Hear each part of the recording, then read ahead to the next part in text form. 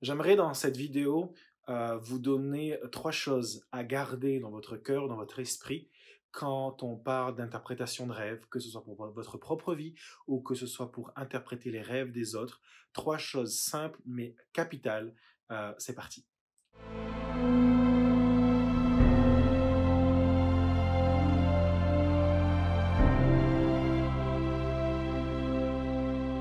Bonjour, je m'appelle Jérémy, et, je suis passionné par la vie de l'esprit et depuis quelques mois on parle d'interprétation de rêves et si ce n'est pas encore fait, j'aimerais t'inviter à télécharger tous mes guides qui se trouvent sur mon site jeremypotin.com. Il y a et je vous encourage à commencer avec le guide explicatif du top 5 des rêves.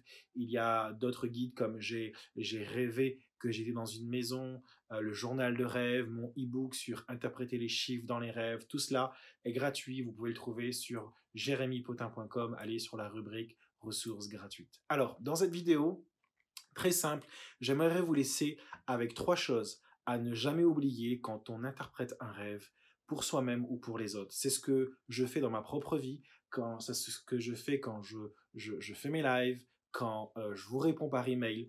La première des choses, c'est que dit le rêve, d'accord? Basique, mais que dit le rêve?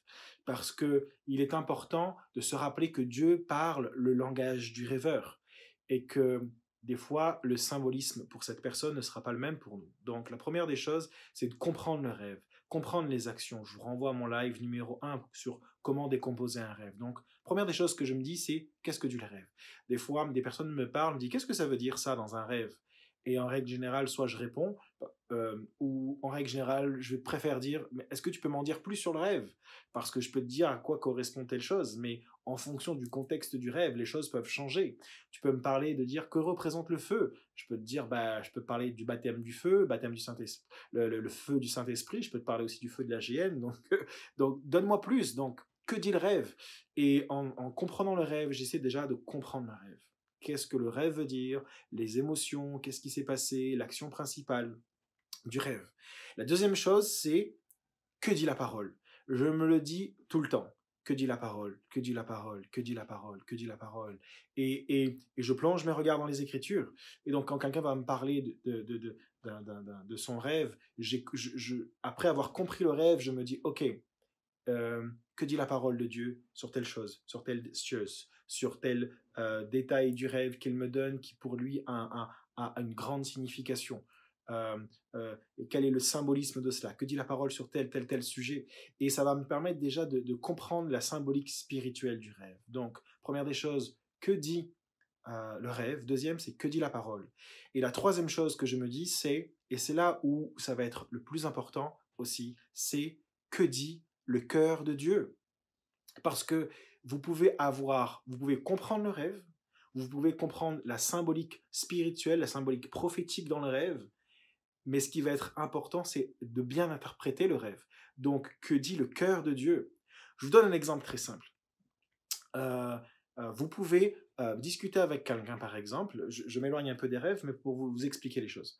Vous pouvez discuter avec quelqu'un et le Saint-Esprit vous montre que la personne s'est éloignée de Dieu, que la personne vit dans des choses qui déplaisent à Dieu, et ce chrétien-là est en train de s'éloigner complètement du cœur de Dieu, d'une vie de sainteté, il s'éloigne de tout cela.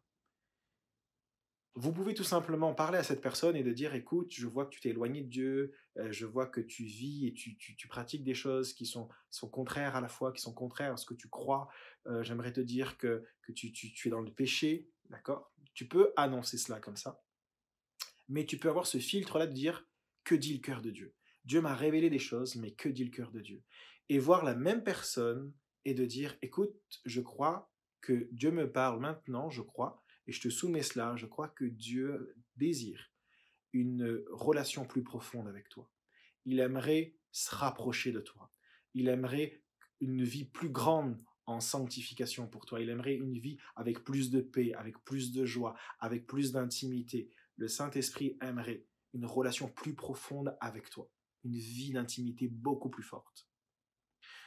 On a vu la même chose, mais par contre, il y en a un qui dégage beaucoup plus le cœur de Dieu que l'autre, d'accord?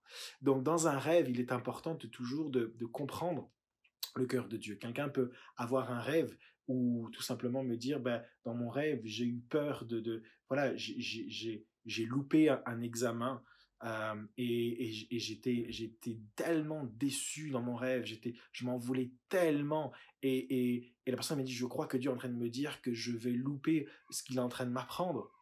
Et je dis non, non, non, parce que je sais que le cœur de Dieu, non, non, Dieu a des projets de paix et non de malheur afin de nous assurer un avenir plein d'espérance. Donc, et je crois que le cœur de Dieu, en donnant ce type de rêve, c'est non, je crois que Dieu est en train de te faire ressentir quelque chose pour te dire, je ne souhaite pas à ce que tu sois dans cette situation. Donc, c'est une invitation de la part de Dieu de prendre au sérieux ce qu'il est en train de t'apprendre aujourd'hui. On a vu la même chose. L'interprétation est différente. Donc, que dit le cœur de Dieu? Et je crois que si vous utilisez ces trois choses, si vous n'oubliez pas ces trois choses, cela va vraiment vous permettre déjà d'avoir une très bonne base pour comprendre le rêve. Donc, que dit le rêve?